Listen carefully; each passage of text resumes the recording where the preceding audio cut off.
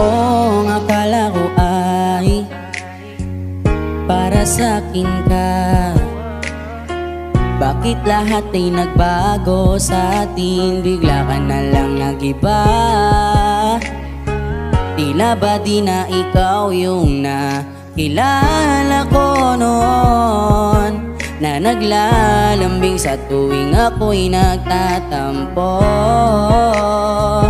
Dapat ba na matanggap ko na tayo lamang ay pinagtagpo nang hindi sinasadya? Siguro nga'y di tayo tinadhana. Marahil ay hindi pwede ang maging tayo, kahit nasasaktan mo na ako.